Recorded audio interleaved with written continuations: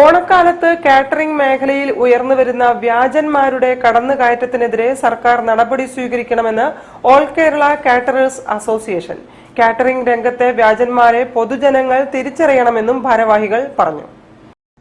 ഓണത്തിന് ഓർഡറുകൾ ചെയ്യുന്നു, അത് പുതിയ രീതിയിലാണ് അവർ മാർക്കറ്റ് ചെയ്യുന്നത്. നമ്മൾ ആരും സാധാരണ രീതിയിൽ പത്രത്തിലോ മറ്റുള്ള മാധ്യമങ്ങളിലോ കൂടെയല്ല, ഡിജിറ്റൽ രീതിയിലുള്ള മാർക്കറ്റിംഗ് ചെയ്ത് ആളുകളെ കബളിപ്പിക്കുന്ന രീതിയിലുള്ള ഒരു ഓർഡർ സ്വീകരിക്കുകയും എന്നാൽ ആ ഒരു വിശേഷ ദിവസം ഫോൺ സ്വിച്ച് ഓഫ് ആക്കി സാധനങ്ങൾ കൊടുക്കാതെ പിറ്റേന്ന് പത്രമാധ്യമങ്ങളിൽ ഇങ്ങനെ ഒരു പറ്റിച്ചു എന്നുള്ള രീതിയിൽ വാർത്ത വരുന്ന സ്ഥിതി ഉണ്ടാവാറുണ്ട്.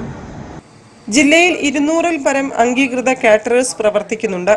എന്നാൽ 100 കണക്കിന് വ്യാജന്മാരും ജില്ലയിൽ ഈ മേഖലയിൽ യഥേഷ്ടം പ്രവർത്തിക്കുന്നുണ്ടെന്നും സർക്കാരിന്റെയും ഫുഡ് സേഫ്റ്റിയുടെയും യാതൊരു മാനദണ്ഡങ്ങളും പാലിക്കാതെയും ലൈസൻസ് ഇല്ലാതെയും പ്രവർത്തിക്കുന്ന ഇത്തരക്കാർക്കെതിരെ ശക്തമായ നടപടി സ്വീകരിക്കണമെന്നും all Kerala caterers association Kozhikode ജില്ലാ കമ്മിറ്റി ഭാരവാഹികൾ ആവശ്യപ്പെട്ടു. ഇക്കാര്യത്തിൽ നിരവധി തവണ ബന്ധപ്പെട്ടവർക്ക് പരാതി നൽകിയിട്ടും നടപടി ആയില്ല.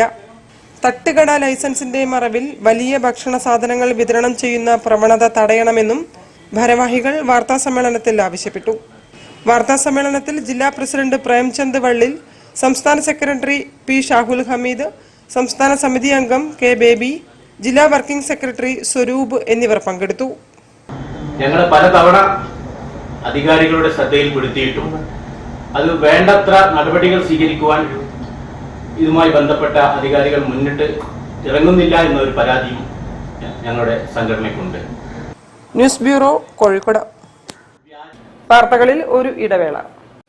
ക്യാൻസറിനെതിരെ പൊരുതാനായി കാലിക്കറ്റ് സിറ്റി സർവീസ് സഹകരണ ബാങ്കും MVR ക്യാൻസർ സെന്ററും സംയുക്തമായി അവതരിപ്പിക്കുന്ന ക്യാൻസർ ചികിത്സാ സഹായ പദ്ധതിയാണ് മാസ് കെയർ.